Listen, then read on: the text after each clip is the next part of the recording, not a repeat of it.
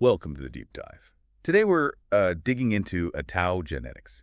It's a European seed bank, but what's really fascinating is that it's basically the work of just one person. One breeder, yeah. A guy named Roms. Rams, okay, and the name ATAO. Yeah, a Tao. It's Breton, apparently means forever or eternal, Ah, all right. which, really fits. It sums up his whole mission Hmm. perfectly. He's dedicated to preserving these, well, rare and really authentic cannabis genetics for the long haul. Right, preserving that heritage.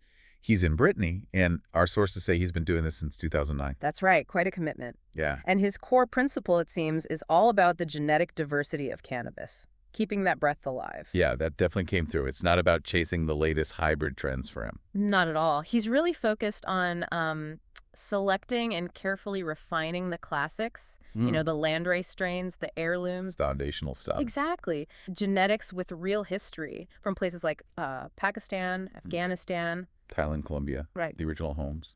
Right. Going straight to the source material. And this diversity, it's not just history, it's like a toolkit, for adapting to future challenges, climate change, new pests, things modern hybrids might struggle with because they're often more homogeneous. That's a great point. And his method, open pollination, that plays a big part, doesn't it? Oh, absolutely key. Using open pollination, it really encourages genetic variation, heterogeneity. So less uniform plants. Exactly. Yeah. It allows natural selection to do its thing. Over time, this leads to plants that are more genetically stable, vigorous, adaptable. They're resilient. Yes, and you get a wider range of expressions, the phenotypes. That variety itself has huge value. So embracing that natural variation is the goal. What's he actually aiming for then with this breeding process? What kind of plant is he trying to develop? Well, it's an ongoing thing, but he's developing these really robust varieties. They have distinct character and really exceptional complex terpene profiles. The aromas and flavors. Exactly. Those compounds give cannabis its unique sense and, contribute to the effects. His plants often show these ancestral traits, honed over generations. And with terpenes, there's all that emerging research on the entourage effect, suggesting these complex mixes might offer more nuanced benefits. Interesting. Okay, so let's pivot slightly. Why would someone specifically seek out ATAO genetics? Given it's this one-man project by Roms, what's the pull? Good question. There are a few strong reasons. For starters, some of his genetic lines apparently show potential for higher levels of THCV, THC verin. Right, the cannabinoid getting a lot of attention. Different effects profile, potentially. Potentially, yeah. Things like appetite suppression, different psychoactive feel maybe. Still early days research-wise, but interesting. And then definitely the terpenes. Because he's working with the originals. Precisely. You're likely getting these incredibly rich, nuanced aromas that genuinely reflect where the strain came from. It's authentic. And it means access to genetics you probably just can't find easily elsewhere. These rare land races, his specific lines developed from them.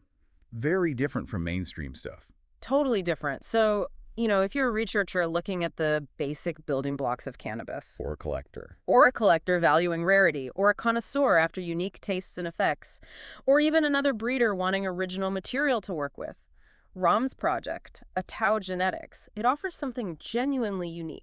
It really sounds like he sees his role as more than just breeding plants, like a custodian almost. I think that's a good way to put it, a custodian of living history. Choosing ATAO, it's like selecting a piece of that history. It represents Ramsey's years of hands-on work, his careful selection, and this really clear philosophy. Authenticity over trends. Absolutely. Yeah. Genetic preservation first. He's safeguarding this diversity so it hopefully continues to thrive in the future. So wrapping up this deep dive, the key takeaway is really about Rams's singular commitment through ATAO genetics. Preserving that authentic cannabis heritage, focusing on those original land races, it's quite a mission for one person. It really is. And it leaves you with a thought, doesn't it? What does it signify for the future of, well, any cultivated plant, really, when one person's dedication can protect generations of genetic diversity and unique characteristics like this? Something to mull over.